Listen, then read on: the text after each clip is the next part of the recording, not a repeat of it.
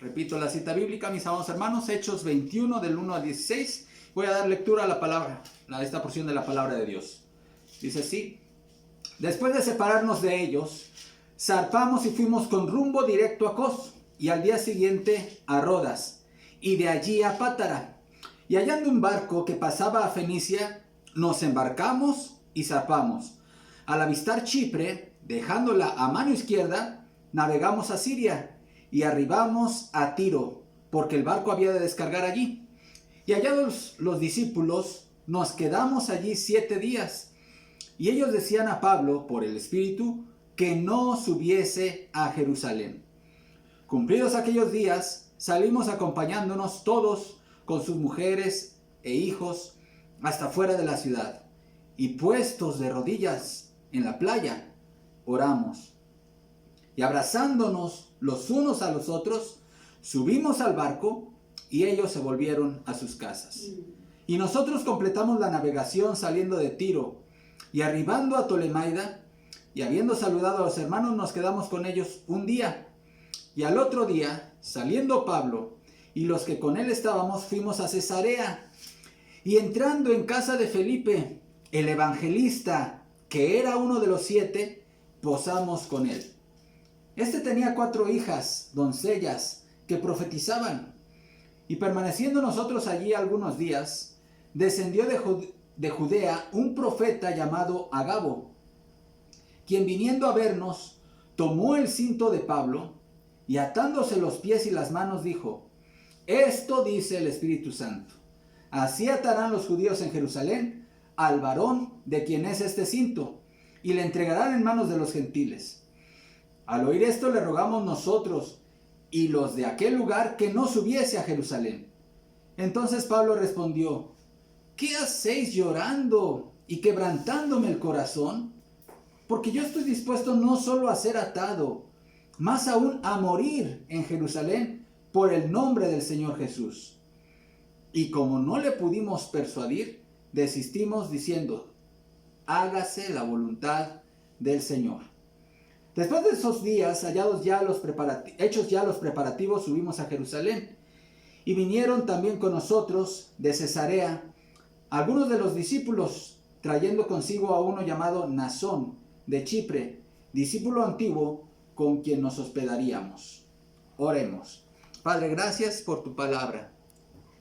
Gracias te damos, Señor, porque tu obra, tu reino, se sigue extendiendo en el mundo.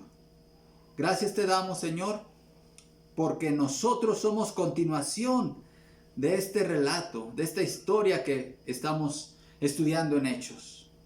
Permítenos, Padre, ser firmes en nuestro compromiso contigo, de proclamar tu evangelio, de hacer discípulos, de expander tu reino a todas las naciones, Señor.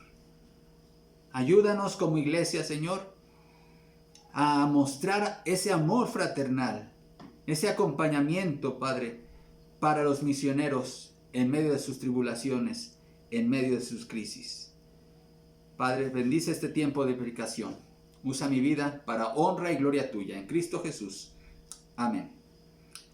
La fuerza del compromiso, las crisis y el amor fraternal. Ese es el tema del día de hoy, hermanos. La fuerza del compromiso, las crisis y el amor fraternal. Este mundo, esta vida, hermanos, está llena de compromisos. Todos nosotros, en algún momento dado, estamos atados a algún compromiso. Si tú eres casado, pues estás atado al pacto matrimonial. Y qué bendición, es una bendición ese pacto, ese compromiso. Si tú eres un profesionista, tú juraste ante un sínodo de profesionistas de tu misma carrera el ejercer tu profesión de forma honesta y en apego a la ley, etcétera. La vida está llena de compromisos. Pero miren, mis amados hermanos, el ser discípulo de Jesús es un compromiso con el Rey y con su reino. Y aquí vemos a un hombre como Pablo dándonos ejemplo a todos los cristianos acerca de la fuerza del compromiso con Dios y con su reino. Y no importa que el cumplimiento de nuestros compromisos implique el enfrentar crisis, tribulaciones, oposición, no importa, nada debe de amedrentarnos ni debe de disminuir un poco nuestro nivel de compromiso con el Señor y con su causa. Pero en medio de estas crisis inminentes que vamos a vivir todos en algún momento dado en nuestra vida ministerial, mis amados hermanos, la iglesia local, el amor fraternal de la iglesia local es fundamental. Así que vemos en este relato, mis amados hermanos, cómo Pablo se encuentra ya camino a Jerusalén. Y hay dos propósitos que lo llevan, recordemos, hermanos, dos propósitos que Pablo tiene en mente y que sí o sí él ha decidido cumplir en esa ciudad de Jerusalén. ¿Sí? De hecho, él quiere llegar, estar ahí en la fiesta de Pentecostés. Por eso hace algunos ajustes durante su viaje. Pero ¿cuáles son estos dos compromisos que Pablo tiene en mente y que está determinado en cumplir? El primero de ellos es entregar una ofrenda que él ha venido recolectando en las iglesias europeas, básicamente en la región de Acaya, que es el sur de Grecia, y Macedonia, que es el norte de Grecia.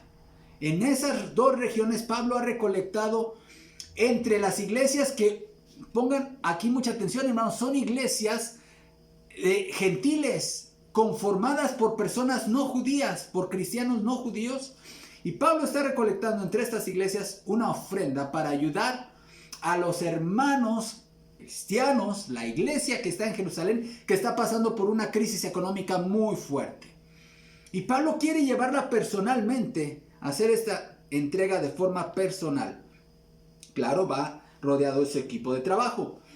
Y el otro objetivo de su viaje a Jerusalén, hermanos, es cumplir con una promesa que le hizo a Dios, una promesa de gratitud, todavía en este contexto de la cultura judía a la que Pablo pertenece. Él había hecho un voto de gratitud a Dios. Y con base a usos y costumbres del judaísmo, Pablo, como un judío, se rapa la cabeza, y la costumbre era una especie de un voto de nazareato, pero un poco modificado, en donde el judío que quería agradecerle a Dios, en este caso Pablo, su motivo de gratitud a Dios era por la protección que Dios le había mostrado durante todos sus viajes misioneros. Ustedes han visto, ya hemos visto cómo en prácticamente todas las ciudades Pablo había sido objeto de oposición, de persecución, de intentos de linchamiento, etc. Pero de todo eso Dios lo había librado. Y él quiere agradecerle a Dios en la fiesta de Pentecostés, en el templo de Jerusalén, y cumplir con este voto. Entonces estos son los dos propósitos que llevan a Pablo a esta ciudad. Pero desde que él sale, terminando de recorrer y de visitar a las iglesias de Macedonia y de Acaya, hermanos, casi por todas las ciudades le van diciendo: no vayas a Jerusalén, no te conviene ir, Pablo. Y es que el Espíritu Santo les estaba revelando a las iglesias que Pablo iba a ser tomado preso en Jerusalén. Y casi en cada iglesia, en cada punto que va visitando Pablo, le dicen: Pablo, ten cuidado, mejor no vayas. Y en su discurso que está dando Pablo, que dio Pablo a los pastores de Éfeso, a los ancianos de Éfeso, ahí él les dice: en cada lugar el Espíritu Santo me dice que me esperan tribulaciones y cárceles, pero yo de ninguna cosa hago caso, ni estimo preciosa mi vida, ¿sí?, a fin de completar el ministerio que recibí del Señor Jesús. Pablo era un hombre determinado y fiel a sus compromisos. Así que ya aquí está narrándonos este pasaje, hermanos, su salida de la parte continental de Asia Menor. Dice: después zarpamos de ellos, después de separarnos de ellos. ¿De quiénes se refiere? De los ancianos de Éfeso, a los que les acaba de dirigir un discurso muy entrañable, muy conmovedor, ¿sí?, un discurso de despedida. Dice: le acompañaron al barco y zarpamos de ellos y fuimos con rumbo directo a Cos, y al día siguiente a Rodas, una isla famosa por el Coloso de Rodas. Imagínense Pablo entrando a Rodas y viendo esa majestuosa estatua, ¿verdad? Y ahí en Rodas, de allí pasaron a Pátara. Ahí en Pátara, mis amados hermanos, dice el relato de Lucas, hallando un barco que pasaba a Fenicia, nos embarcamos y zarpamos. Y aquí parece ser, todo indica que Pablo toma una decisión. En lugar de ir bordeando la parte sur del continente de lo que hoy es Turquía, lo cual le tomaría mucho más tiempo llegar a Jerusalén para Pentecostés, como él se lo había propuesto, decide tomar un barco. Este barco es muy distinto a estos navíos costeros que él había tomado hasta entonces. Se dice que los barcos, de acuerdo al mismo relato de Hechos, hermanos, podían tener una capacidad cerca de 300 pasajeros en un mismo barco. En su viaje a Roma, él tomó uno donde iban 276 pasajeros. Este era uno de dimensiones similares porque iba a tomar todo el sur del mar Mediterráneo para llegar hasta Fenicia. Y entonces tomó el barco y pasaron por el sur del mar Mediterráneo porque vieron Chipre a mano izquierda. Versículo 3. Dejando a Chipre a mano izquierda, navegamos a Siria y arribamos a Tiro porque el barco había de descargar allí. Mis amados hermanos, aquí vemos en estas dos iglesias que Pablo visita. Pablo visitó, llegando a Tiro, dos iglesias, la iglesia de Tiro y la iglesia de Cesarea. Y vamos a ver tres principios de acompañamiento y amor fraternal para ayudar al siervo de Dios a cumplir con sus compromisos que tiene ante el Señor. En primer lugar, el ejemplo de la iglesia en Tiro, hermanos. ¿Qué ejemplo nos da para el día de hoy la iglesia de Tiro? El poder de la oración y de las expresiones físicas de amor fraternal. El poder de la oración y las expresiones físicas de amor fraternal. Note el versículo 4. Leo 4, 5 y 6. Y hallados los discípulos, está hablando de la ciudad de Tiro, nos quedamos allí 7 días. Y ellos decían a Pablo, note, por el Espíritu, que no subiese a Jerusalén. Cumplidos aquellos días, salimos acompañados de todos con sus mujeres e hijos hasta fuera de la ciudad, y puestos de rodillas en la playa, oramos. Y abrazándonos los unos a los otros, subimos al barco, y ellos se volvieron a sus casas. Pablo necesitaba a la iglesia y al amor fraternal de los hermanos en este trayecto hacia Jerusalén, hermanos. Cuando llegó a la ciudad de Tiro, es un puerto, hermanos, ahí ya en la parte cercana a Palestina, Pablo recibió fuertes dosis de amor por parte de los hermanos de la iglesia de Tiro. Amor, hermanos, que fue manifestado mediante dos expresiones: la oración congregacional y las expresiones de amor física. Vamos a ver la primera de ellos, hermanos, la importancia de la oración congregacional.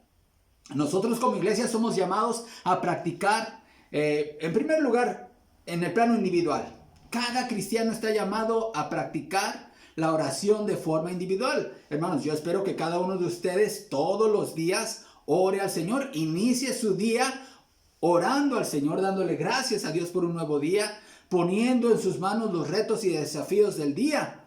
Así empieza el día un cristiano. No consultando el celular, no viendo las noticias, no viendo otra cosa. Nosotros empezamos cada uno en lo individual orando a Dios. Así empezamos el día. ¿Por qué? Porque la oración es fundamental en la vida cristiana, hermanos.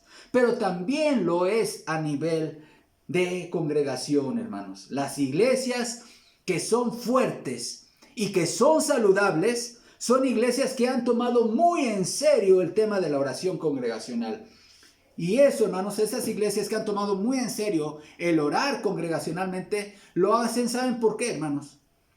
Porque son iglesias que saben que necesitan de Dios en todo aquello que implica ser iglesia.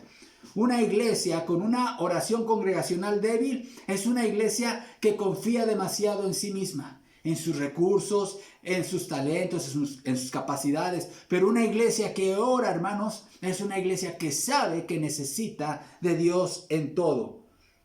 La oración congregacional, hermanos, dentro de nuestras reuniones, cuando es practicada de una forma bíblica y correcta, tiene un poder sinérgico y potencializador, mis amados hermanos. Cuando tú oras en privado, tú te estás presentando ante el trono de Dios. A mí me gusta mucho imaginarme en mi oración, hermanos, justamente esa comunión. Por supuesto que no podemos ni siquiera imaginar, nuestra mente es demasiado limitada, cómo será el trono de nuestro Dios, pero realmente es lo que está ocurriendo cuando oras, hermano. Estás hablando con el ser más maravilloso, aquel que te creó, aquel que te redimió, aquel que es tu Padre. Ahora, imagínate, cuando oramos como congregación en un culto, ¿sí?, o en una reunión de oración, en lugar de presentarte tú solo, te estás presentando con tus hermanos en Cristo ante ese trono de gracia, ante la misma presencia de Dios, hermanos. Por eso es tan importante que cuando le pedimos a un hermano o hermana que nos dirija en oración como congregación, ese hermano o hermana tome muy en serio el papel, porque nos está representando en su oración ante Dios. De tal manera que si él ora algo, pues no conforme a la voluntad de Dios, o no, algo que no sea muy bíblico, difícilmente la congregación podrá responder con un amén, hermanos. Por eso es tan importante orar bíblicamente y correctamente. Ahora, cuando la congregación ora por ti, hermanos, eso ya en sí es un bálsamo. Es un gran alivio para cualquier corazón quebrantado. ¿Has experimentado eso, hermanos? ¿Has experimentado en una reunión de oración cuando tú expones una necesidad, traes tu corazón cargado? Llegas a la reunión con mucha carga, con mucho dolor, con mucha aflicción. Compartes a la congregación tu carga y los hermanos y hermanas oran por ti. El simple hecho de escuchar a la congregación que están elevando oraciones por ti, ya es un alivio. Termina la oración y tú ya eres otro y otra. Porque sabes que hay hermanos que te aman tanto que han entregado tu carga al Señor. ¡Qué bendición! Por eso yo, mis amados hermanos, cuando veo que alguien se retrae a compartir alguna necesidad, alguna carga, digo, no es una actitud correcta, no es una actitud bíblica. ¿Por qué? Porque somos una familia. Si tú compartieras tu necesidad, ahora sabemos que hay a veces necesidades que no son tan fáciles de compartir y no necesitas dar a lo mejor mucho detalle de tu necesidad si no quieres, pero comparte tu carga, ¿sí? Porque es un alivio escuchar a la congregación orando por tu necesidad.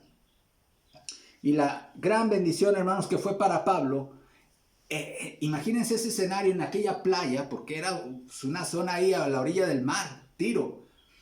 La iglesia de Tiro, de rodillas, con Pablo, orando a Dios, ¿sí?, encomendándole en su viaje hacia Jerusalén, un viaje peligroso porque la iglesia sabía lo que le esperaba a Pablo, mis amados hermanos. Eso fue un bálsamo para él, fue un alivio, una gran bendición que Pablo recibió de parte de la iglesia en Tiro. Por eso la oración congregacional debe ser tomada muy en serio por cada iglesia local, hermanos. Pero la otra bendición que Pablo recibió, hermanos, y esto no es menor, no es cosa menor que la palabra de Dios nos diga esto. Dice versículo 6, y abrazándonos los unos a los otros, subimos al barco. Hermanos, la otra bendición que Pablo recibió fue el abrazo de los hermanos. Hermanos, las manifestaciones físicas de amor es una tremenda bendición. En este punto, hermanos, pues sabemos que el aspecto cultural tiene mucho que ver, ¿verdad? Hay culturas que son muy expresivas en las manifestaciones de afecto y de amor, hablando de las manifestaciones físicas, ¿verdad? Los latinos, por ejemplo, somos muy dados a ser muy expresivos en las manifestaciones físicas, pero aún en nuestro país, en México, hermanos, hay regiones más abiertas que otras, ¿sí? Lo cierto, mis amados hermanos, es que el abrazo es una bendición para el que lo recibe. Miren, desde hace un tiempo para acá ha habido un movimiento, ustedes lo conocen seguramente porque es un movimiento mundial llamado Abrazos Gratis, ¿sí? Un grupo de personas, por lo general jóvenes, se ponen en una plaza, en un parque, con un cartel, ¿lo han visto? Que dice abrazos gratis, se dan abrazos gratis, ¿no? Y ya pasa ahí la gente y los que quieren, pues, obviamente esto era antes de la pandemia, ahorita estamos en pandemia, pero esto surgió justamente porque el joven que inició el movimiento a nivel mundial estaba pasando por una crisis, justamente alguien le dio un abrazo y experimentó una gran fortaleza en ese abrazo, y de ahí surgió todo un movimiento grande. El fundamento que dan los de esta organización, hermanos, tiene que ver con el efecto psicológico y biológico cuando los seres humanos nos abrazamos. Dicen los de este movimiento: a lo largo de nuestra vida recibimos abrazos de nuestros padres, amigos, de nuestra pareja, incluso de personas que no conocemos, como sucede con este movimiento. Sin embargo, este acto, el de abrazar, brinda algo más que un bienestar momentáneo. Sucede, dicen los de esta organización de abrazos gratis, sucede que cada vez que recibimos un abrazo, esta acción repercute en nuestros sentimientos y aún también, aunque parezca increíble, en nuestra salud física y psicológica. Por empezar, el contacto físico contribuye al desarrollo de neuronas, y para que éstas no mueran, es esencial el contacto físico. Cuando abrazamos, liberamos el estrés, la ansiedad, la depresión y creamos una especie de confianza en nosotros mismos. A su vez, la oxitocina, o más conocida como hormona del amor, incrementa y mejora la salud de nuestro organismo, reduce la presión arterial, mejora el sistema inmune, relaja los músculos, mejora el estado de ánimo, al mismo tiempo que reduce los sentimientos de enojo y apatía. ¡Wow! Todo esto, hasta aquí el fin de la cita, todo esto se produce al recibir un abrazo. Se dice que un abrazo te puede cambiar el día en forma positiva. Ahora, yo sé que hablar, hermanos, de abrazarnos y de la importancia de abrazarnos en tiempos de pandemia, pues puede sonar muy fuera de lugar, mis amados hermanos, porque sabemos, pues, que una de las medidas de prevención para evitar el contagio por COVID, pues es el evitar justamente los abrazos. Pero, mis amados hermanos, confiamos en el Señor que esto un día va a terminar. Y oramos como iglesia para que esto pronto termine. Y creemos, mis amados hermanos, que el renunciar de forma definitiva a abrazarnos o a estas manifestaciones físicas de afecto es un grave error, ¿sí?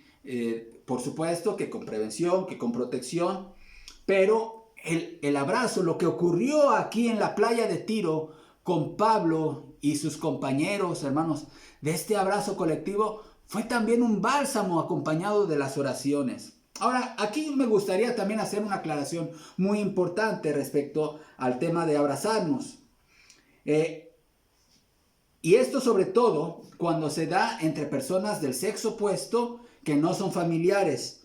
Miren, el abrazo debe ser totalmente puro. Debe estar lleno de castidad y sin incomodar sobre todo a las mujeres.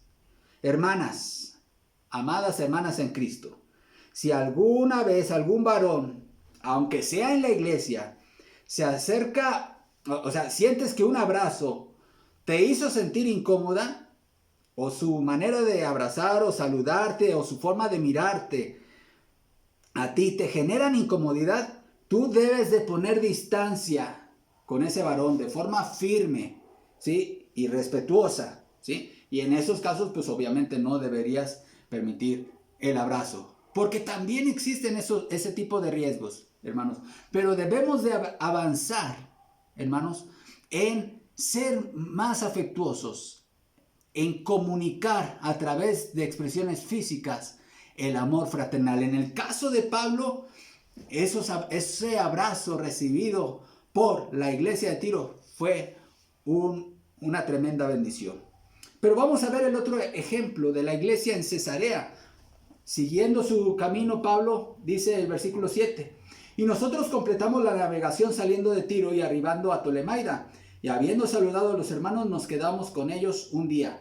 Al otro día, saliendo Pablo y los que con él estábamos, fuimos a Cesarea, y entrando en casa de Felipe, el evangelista, que era uno de los 7, posamos con él. Recordamos nuevamente, sale Felipe nuevamente en el relato de Hechos. Usted lo recuerda, uno de los 7 diáconos nombrados allá cuando el conflicto entre los helenistas y los hebreos en la iglesia de Jerusalén, en la repartición de las viudas. Después vemos a Felipe nuevamente predicando en Samaria cuando fueron esparcidos con motivo de Esteban, del martirio de Esteban.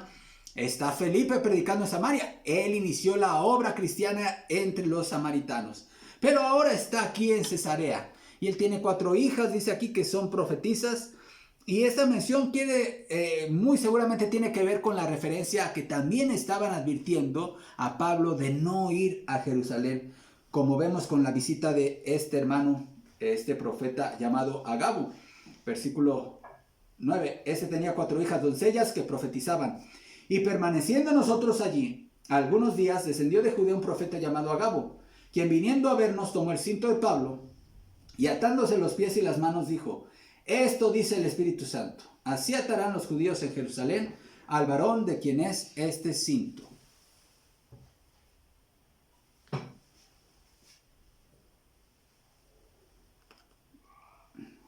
Perdón, ¿sí? ¿Me siguen escuchando, hermanos? Ya lo escuchamos, pastor. Sí, pastor, gracias. Gracias. Al varón de quien es este cinto. Este profeta, mis amados hermanos, de nombre, por cierto, el mismo nombre que mi hermano recién llegado de las Europas, ¿verdad? Este hermano, este profeta Agabo, está haciendo uso de un recurso muy utilizado por los profetas del Antiguo Testamento. Si ustedes leen cómo profetizaban en la antigüedad, allá los profetas como Ezequiel, sobre todo, eran muy histriónicos a la hora de profetizar. Ellos tomaban cualquier cosa y hacían todo, montaban todo un drama a la hora de compartir su mensaje, su profecía. Bueno, aquí Agabo está tomando el cinto de Pablo y hace una dramatización. Se lo pone en sus pies y dice: así van a atar en Jerusalén al que es dueño de este cinto. Y entonces, ¿cuál fue la reacción, hermanos? Este hombre estaba profetizando por revelación del Espíritu Santo. La reacción, versículo 12: al oír esto, le rogamos. ¿Quiénes? El equipo misionero de Pablo. Ahí está incluido Lucas, el autor de Hechos. Le rogamos que no subiese a Jerusalén. Y entonces Pablo, ¿qué dice? Ok, hermanos, ya han sido muchas advertencias. En cada puerto, en cada ciudad, la iglesia, los hermanos me dicen que no suba a Jerusalén, que voy a recibir tribulación. Ok, vamos a cambiar de planes. Voy a ser prudente. Esa no fue la respuesta de Pablo. ¿Qué contestó Pablo? ¿Qué hacéis llorando y quebrantándome el corazón? Porque yo estoy dispuesto no solo a ser atado, mas aún a morir en Jerusalén por el nombre del Señor Jesús. Y como no le pudimos persuadir, desistimos diciendo: hágase la voluntad del Señor. Así que el ejemplo que vemos en la iglesia de Cesarea, hermanos, y en el equipo de Pablo, ¿cuál es? El aceptar la voluntad del Señor. El aceptar la voluntad del Señor. Las advertencias para que Pablo no fuera a Jerusalén, hermanos, no significaba que el Espíritu Santo le estaba prohibiendo ir a Jerusalén, sino más bien era para que Pablo supiera lo que le esperaba en aquella ciudad. Mis amados hermanos, nosotros el día de hoy vivimos en un plano terrenal. Y en esta existencia terrenal en la cual nos encontramos, todos nuestros afectos humanos tienen que ver con la preservación de la vida. Queremos nosotros preservar nuestra vida, nuestra integridad, nuestro bienestar, el de nuestra familia y el de nuestros hermanos en Cristo, de nuestros seres queridos, hermanos. Eso es natural porque vivimos en un plano terrenal. Así que esa es la razón por la cual cuando nosotros vemos que alguien querido, alguien de nuestra familia o que algún hermano en Cristo está haciendo alguna actividad o encaminándose hacia un lugar que sabemos que es peligroso, ¿qué es lo que decimos? Mejor no vayas, piénsalo bien. Oye, ¿por qué no cambias de planes? ¿Por qué? Porque es natural, vivimos en ese plano terrenal, ¿sí? Yo últimamente he utilizado como transporte, de manera más habitual, mi bicicleta. Esto para poder también hacer un poco de ejercicio. Y además es una actividad que me gusta mucho, ¿verdad? Pero mi mamá me ha dicho, ¿sabes qué? Yo me quedo muy preocupada de que andes en bicicleta. Es natural. Es natural, ¿por qué? Porque pues me ama y no quiere que me ocurra un accidente, ¿verdad? Bueno, pues esa es la actitud justamente del equipo misionero de Pablo y de los hermanos de la iglesia de Cesarea. ¿Qué le dicen a Pablo? Mejor no vayas a Jerusalén, no acudas allá. Si ya te está diciendo Dios, te está revelando Dios lo que te espera, ¿para qué vas para allá? Dice Pablo, yo estoy dispuesto no solamente a ser tomado preso, sino a morir por Jesús. Nada me va a impedir cumplir mi compromiso que tengo ante el Señor, de entregar la ofrenda que he recolectado y de dar mi voto de gratitud a Dios. Nada iba a impedir que Pablo fuera. ¿Se acuerdan de Pedro? Vamos, acompáñenme por favor a Mateo 16, 21. Mateo 16, versículo 21. Desde entonces comenzó Jesús a declarar a sus discípulos que le era necesario ir a Jerusalén y padecer mucho de los ancianos, de los principales sacerdotes y de los escribas, y ser muerto y resucitar al tercer día. Entonces Pedro, tomándole aparte, comenzó a reconvenirle diciendo: Señor, ten compasión de ti, en ninguna manera esto te acontezca. Pero él volviéndose dijo a Pedro: Quítate delante de mí, Satanás. Me eres tropiezo, porque no pones la mira en las cosas de Dios, sino en las de los hombres. Entonces Jesús dijo a sus discípulos: Si alguno quiere venir en pos de mí, niéguese a sí mismo, tome su cruz y sígame. Porque todo el que quiera salvar su vida la perderá, y todo el que pierda su vida por causa de mí la hallará. Esto aconteció, hermanos, inmediatamente después de que Pedro acababa de hacer la confesión de fe más importante de su vida. Jesús les preguntó: ¿quiénes dicen las gentes que yo soy? Entonces sus apóstoles le dijeron: bueno, pues unos dicen que eres Juan el Bautista, otros que eres Elías, otros que eres alguno de los profetas. Y Jesús les dice: ¿y ustedes quiénes dicen que soy yo? Y Pedro dice: tú eres el Cristo, el Hijo del Dios viviente. Y entonces Jesús le contesta: bienaventurado eres, Simón, porque esto te lo reveló mi Padre que está en los cielos. Ahora, la confesión que hizo Pedro de que Jesús es el Hijo del Dios viviente es correcta. Pero Pedro no conocía todavía o no había aceptado el hecho de que el Hijo de Dios, el Mesías, debía ser el siervo sufriente que había profetizado Isaías, que había de morir, que habría de padecer. Y Pedro todavía tenía esas expectativas equivocadas de que cuando el Mesías viniera iba a acabar con el imperio romano y con la dominación política, y que va a establecer un reino político y físico. Por eso el Señor, inmediatamente después de la confesión de Pedro, le dice: es necesario que yo padezca y sea muerto. ¿Y qué hace Pedro? Lo mismo que están haciendo los hermanos con Pablo. Dice: en ninguna manera esto te acontezca. Y puede ser que haya un buen corazón, pero un buen corazón que no está basado en las Escrituras. Mis amados hermanos, cuando nosotros vemos la dimensión del reino, sabemos que vale la pena correr ciertos riesgos por el reino de Dios. Pablo había sido expresamente advertido de sus problemas para que cuando llegaran no fueran ni sorpresa ni terror para él. De hecho, Pedro más adelante entendió perfectamente el propósito de las tribulaciones. En 1 Pedro 4:12 puede ir también conmigo a este pasaje.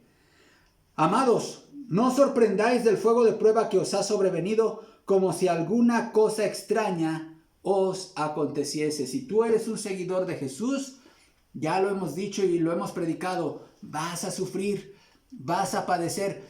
Más vale que estés dispuesto a cargar tu cruz, más vale que cargues con esa silla eléctrica a cuestas, porque existe la posibilidad de que entregues tu vida por tu fe.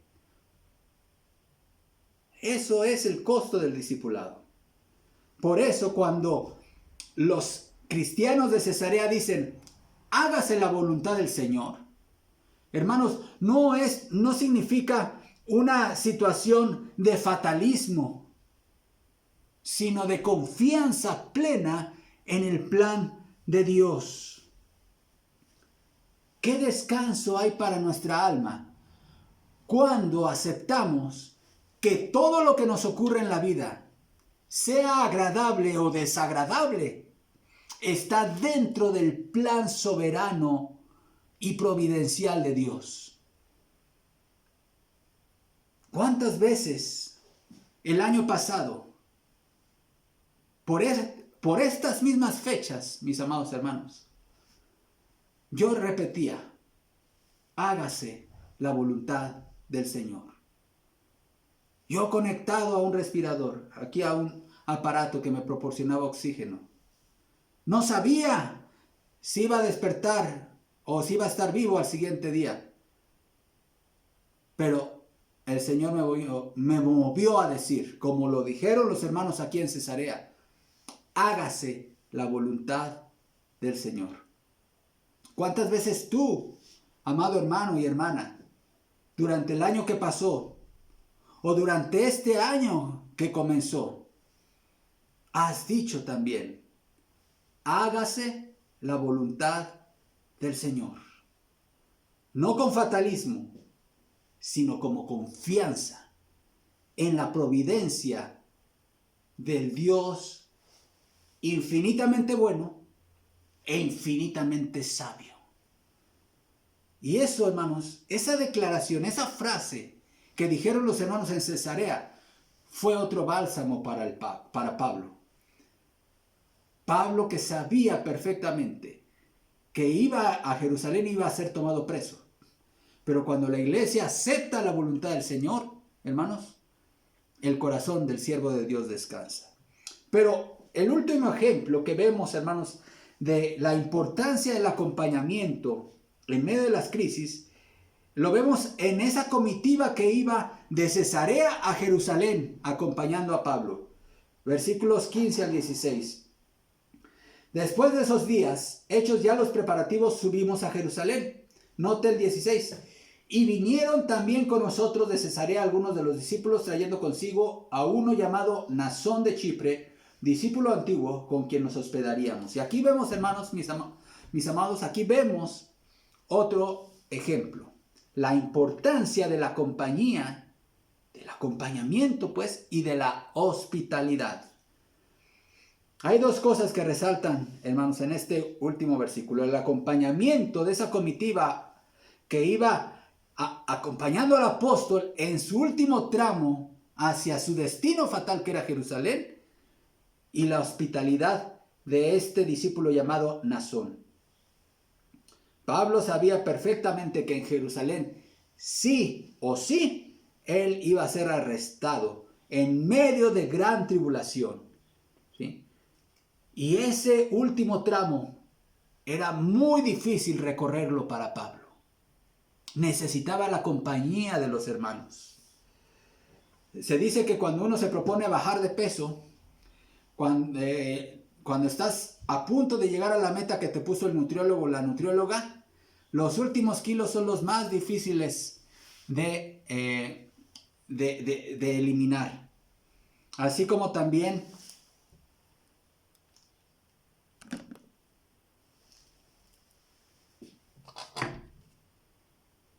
Disculpen, hermanos.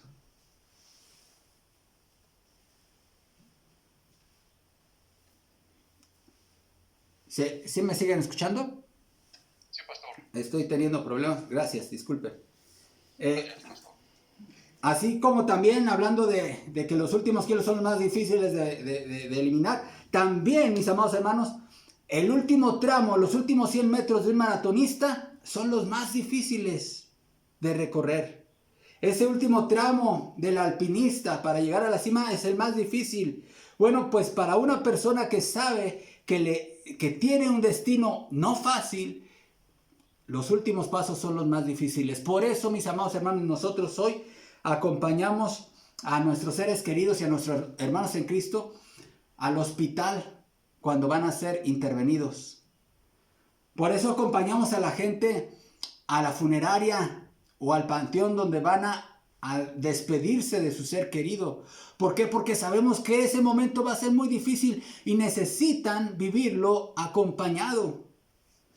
Muchos hermanos de nosotros hemos podido caminar ese trayecto de Cesarea a Jerusalén en sentido figurado porque lo hemos hecho acompañados de nuestros hermanos en Cristo. Sin la compañía de nuestros hermanos en Cristo, hermanos, nuestro camino Cesarea a Jerusalén quizá no lo hubiéramos podido transitar. Pero Pablo pudo caminar ese trayecto porque iba acompañado de la iglesia.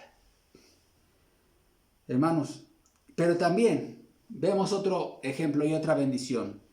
Nasón, se habla de Nasón, un discípulo antiguo, probablemente era un fundador de la iglesia de Jerusalén, y él hospedaría a Pablo. Ahora, hospedar a Pablo junto con su equipo misionero, hermanos, representaba un riesgo para Nasón. No crean que era una tarea fácil, porque en el equipo misionero de Pablo, no crean que iban puros judíos.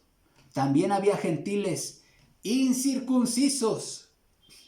Y para un judío, hospedar en su casa o recibir a un gentil era una ofensa. Así que Nasón se estaba arriesgando al hospedar a Pablo, ¿sí?, en medio que ya de por sí ya estaba en la mira de todos los judíos de Jerusalén. Pero además hospedarlo con todo su equipo misionero en donde también había gentiles, pues Nasón estaba exponiéndose mucho. Pero a Nasón nada le importó. Nasón ofreció su casa a los hermanos en Cristo. Mis amados hermanos, cuando tú hospedas a alguien, ya sea que lo invites a tu casa a comer o a pasar la noche, ya hablando de misioneros o de personas hermanos que viajan, que predican el evangelio, tú estás haciendo algo mucho más que abrirles la casa. Estás abriendo tu corazón. Y es bien importante que cuando tú recibas a alguien, no solamente le abras la puerta de tu casa, sino que le abras tu corazón, tu amor. Mis amados hermanos, todos nosotros, en algún momento de la vida, tendremos que hacer ese tramo, ese viaje de Cesarea a Jerusalén. Y necesitaremos caminarlo, transitarlo, no solos, sino en compañía de nuestros hermanos en Cristo.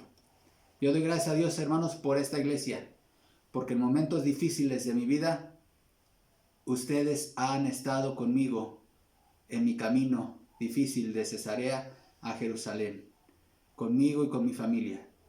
Y hermanos, ese debe ser la vida normal de la iglesia. Cuando cada uno de nosotros, cuando ustedes, cada familia pasa por momentos difíciles, ¿quiénes están a nuestro lado, hermanos? La iglesia con oración, con abrazos, aceptando la voluntad de Dios, con la compañía y con la hospitalidad. ¿Por qué, hermanos? Porque esto es el evangelio. Esto tiene que ver con la obra que hizo nuestro Señor Jesucristo. Jesucristo cumplió el compromiso, el pacto que había hecho con su Padre de dar su vida por nosotros, y nada impediría que Él fuera a la cruz. Nada impediría que Él diera su vida por nuestros pecados. Y ese ejemplo de nuestro Señor Supremo a través del cual hoy tenemos vida eterna y una relación personal con Dios, hermanos, es el mismo nivel de compromiso que debemos tener nosotros con la obra de Dios y con su reino. Y si tenemos que morir, para la gloria de Dios moriremos. Si tenemos que pasar por dificultades, para la gloria de Dios las pasaremos. ¿Por qué? Porque ese fue el ejemplo máximo de nuestro Señor, Cristo Jesús, nuestro Redentor. ¿Ya gozas de una relación personal con Jesucristo? ¿Has entendido el significado de su muerte en la cruz? ¿Por qué Cristo tuvo que padecer? ¿Por qué dio su vida y derramó su sangre? Eso tiene que ver contigo. Porque Cristo llevó sobre sí los pecados de los pecadores. Él dio su vida para que tú puedas reconciliarte con Dios. Y ahora manda a ti y a todos los hombres en todo lugar que se arrepientan y le entreguen su vida. Si tú no gozas hoy de una relación personal con Cristo, ahí donde estás, entrégate a Jesús. Confiésale tus pecados y decláralo el Señor de tu vida, tu Salvador. Si tú ya eres un seguidor de Jesús, mi amado hermano y hermana, y tú ya eres un cristiano, ¿cuál es el grado, el nivel de compromiso que tienes con el reino de Dios? Quiera Dios que en nuestro corazón tengamos el nivel de compromiso de Pablo, que dice, no solamente estoy dispuesto a ser preso en Jerusalén, sino a dar mi vida por Jesús. No importa lo que nos espere, sigamos adelante, hermanos, en el nombre del Señor Jesús. Oremos. Padre, gracias te damos por tu palabra, por este ejemplo que vemos de Pablo, un hombre fiel y leal a ti, a tu reino, y nada lo habría de desistir de cumplir con el compromiso que tiene con tu obra, Señor. Gracias te damos sobre todas las cosas por nuestro Señor Jesucristo, quien entregó su vida por nuestros pecados. Gracias por la redención que nos has dado en Él. Ayúdanos, Padre, a ser fieles a ti, a seguir redoblando esfuerzos para llevar tu evangelio a las almas en esta ciudad, a ir por esa colonia, ese barrio no alcanzado, por ese municipio donde todavía no hay iglesia, Señor, por ese país, por esa etnia no alcanzada. Ayúdanos a ser fieles a ti y a tu reino. En Cristo Jesús. Amén. Que el Señor les bendiga, hermanos.